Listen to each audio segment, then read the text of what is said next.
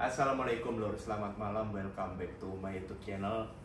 Hari ini Mas Masinis ada konten khusus nih, yaitu podcast pertama di channel ini bersama Masinis Mas Herwindo ya namanya ya. Gimana keseruan hari ini, cerita-cerita apa, pengalaman-pengalaman apa yang bakal diceritain. Tonton terus videonya ya, jangan lupa like, comment, dan subscribe my YouTube channel. Bantu channel Mas Masinis berkembang sehingga Mas Masinis terus kasih konten yang menarik buat teman-teman semua. Oke. Tadi kan Mas Masinis sudah sebut nama ya. Gimana kita langsung aja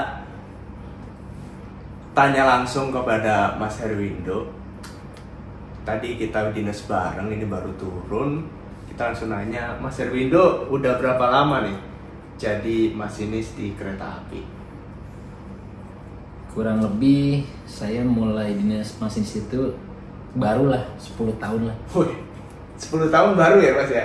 Terhitungnya baru. Baru ya? Soalnya pengalamannya kalah sama yang senior-senior udah banyak puluhan tahun. Senior ya, 25-30 tahun ya. Terus pengalaman apa aja sih Mas yang bisa diceritain selama dalam perjalanan selama baru 10 tahun ini kira-kira? Banyak sih kalau pengalaman, mau yang lucu, yang serem, yang seru. Kita coba yang seru dulu lah ya kali ya. Yang seru dulu. Iya. Jadi kalau yang seru itu pernah juga pengalamannya dinas sama temen. Dibilang seru, iya, lucu juga. Boleh, iya, lucu juga boleh. Jadi waktu itu dinas bareng tengah malam. Jadi masinis, abangnya jadi masinis ya sama asisten. Nah, iya. Tengah malam sekitar jam 1-an itu saya ngebuka tisu basah, ceritanya lagi ngebersihin tangan lah, mau makan sesuatu. Terus karena tisu basah itu ada aroma-aroma bunga. Oh ya. Teman saya ini sering mengaitkan segala sesuatu itu ke hal mistik gitu ya. Mungkin gara-gara malam juga kali ya. Iya mungkin suasananya seperti itu. Tapi kadang-kadang daun jatuh aja kadang-kadang dikait-kait sama mistik gitu. Dia orangnya apa-apa mistik gitu. Jadi yang belum tahu ya, jadi di kabin lokomotif kan ada masinis dan asisten masinis ya. Jadi di tengah itu biasanya kehalang ya kita ya, sama radio lur. Jadi apa yang kita lakukan itu kalau pakai CC 201 atau 203 itu nggak terlihat. Jadi ketika saya buka tisu basah, dia nggak lihat, dia hanya bisa mencium aroma bunga seperti itu kan. Langsung dikait-kaitkan sama mistik. Bunga, gitu. Kita diikutin, gitu kan. Dalam hati saya mah, ini orang emang apa-apa dikaitin sama mistik, gitu kan. Nggak abang tanggepin tuh, biarin aja. Saya biarkan dia dengan ketakutannya sendiri. Saya tetap fokus dinas, jangan bawa. Nah, begitu mau sampai di Cirebon, saya sering ngelap-ngelap lagi tuh, ngelap muka, ngelap tangan gitu kan. Turun dinas kan ya. Otomatis kan aroma bunganya tercium kembali ya kan. Dia panik lagi. Panik lagi dia. Aroma bunga diikutin sampai sini kita kayak gitu ya kan. Terus dicari. Dia cari aroma bunga dari mana ini, dia penasaran kan. Jauh banget ngikutinnya kan. Dari Cikampek sampai Cirebon jauh sekali. Itu sekitar 2 jam lah ya. Iya, sekitar kurang lebih sekitar segitu. Baru dia lihat saya tisu basah, akhirnya dia malu sendiri. Oh, kamu yang pakai tisu basah, ternyata aroma bunganya dari situ. Lu kan dari tadi loh. Dalam hati saya, apa-apa dikaitin nama mistik sih, ya begini jadinya ya kan. Lucu juga ya Bro ya cerita ya. Ini lucu, tapi ada horor-horornya sih sebenarnya kan tengah malam ya. Kalau yang nggak tahu kan bau bunga di tengah malam itu serem ya. Apalagi kita berdua di lock yang suasananya gelap gitu ya. Atau ada kecium bunga, nggak taunya cuma tisu basah aja, bau tisu basah. Oke lanjut Mas. Ada pertanyaan juga nih dari temen-temen nih. Apa tuh? Ini banyak yang pengen tahu nih Mas Herwindo. Kalau seumpama misal hujan deras ya pas waktu dinas, terus banyak kabut, penglihatan masinis itu kan terbatas ya. Nah, pernah nggak jalan atau sinyalnya itu nggak kelihatan. Nah itu gimana itu Mas kalau kayak gitu? Oh, saya ingat tuh ada pengalaman berkesan. Dulu banget waktu saya masih jadi asisten. Waktu itu kita dinas masih sampai Purwokerto. Oh iya.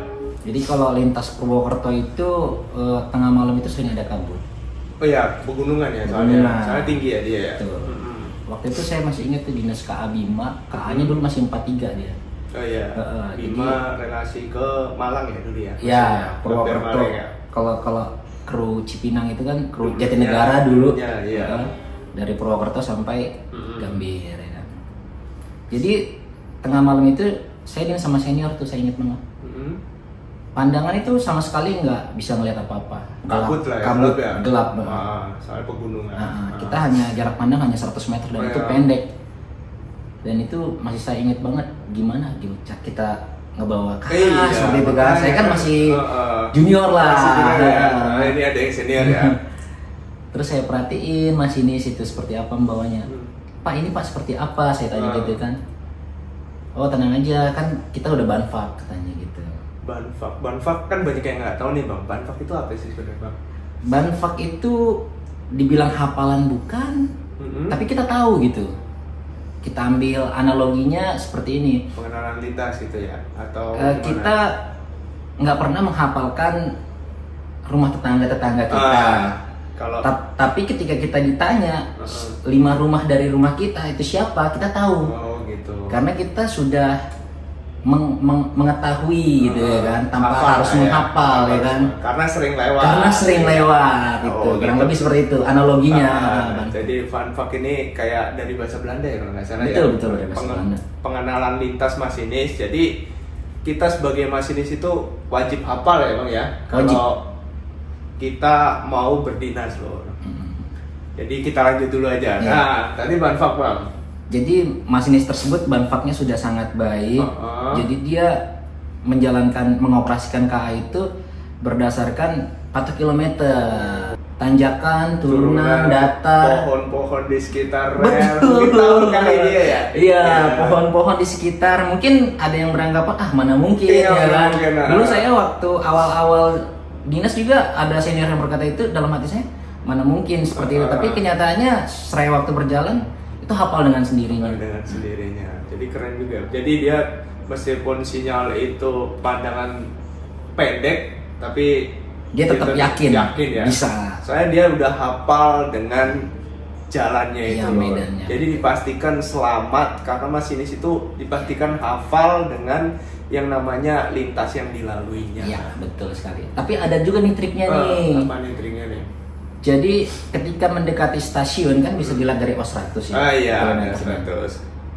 Kurang lebih tarik 2 kilo atau 3 kilo, masinis itu malah mematikan lampu. Kalau kabut tadi ya. Kalau kabut tadi. Iya. Jadi ketika kabut, lampunya dimatikan, cahaya sinyal itu semakin jelas ketimbang dinyalakan lampunya. Sama aja kayak kita motoran lah ya. Iya, kalau kita motoran kan kalau kita nyalain lampunya itu kabutnya makin kelihatan. Tapi kalau kita matiin berhubung di sana ada sinyal, jadi sinyal lebih kelihatan gitu loh.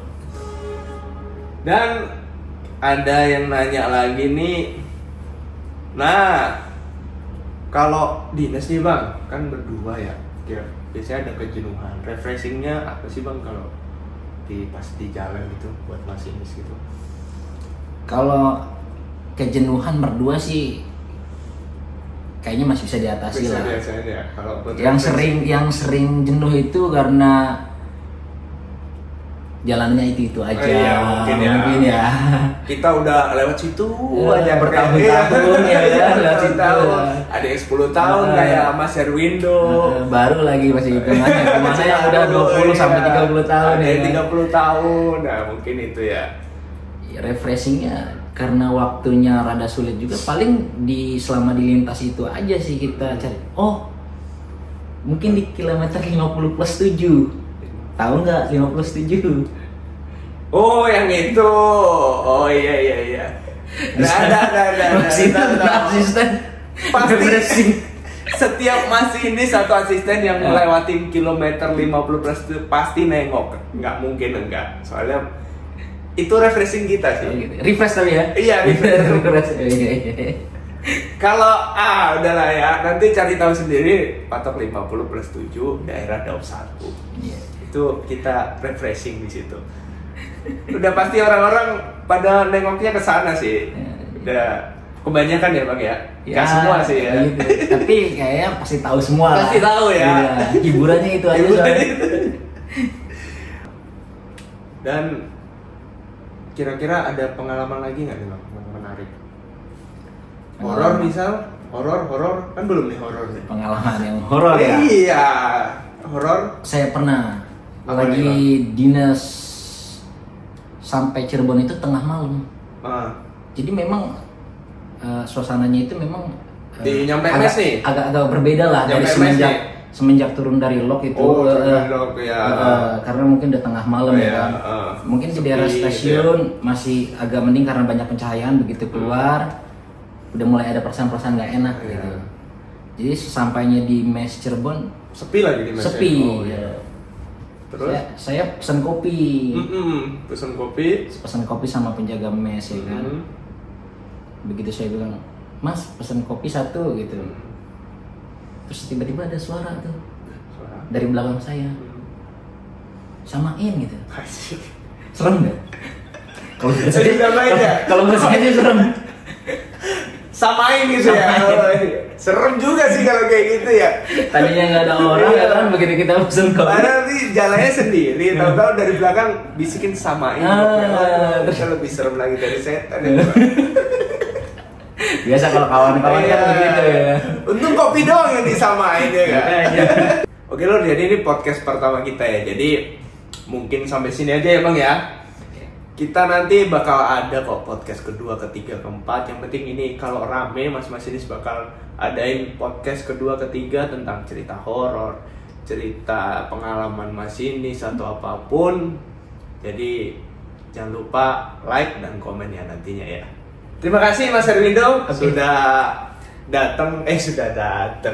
masuk di channel Mas Masinis. Akhir kata seperti biasa, salam dari lokomotif.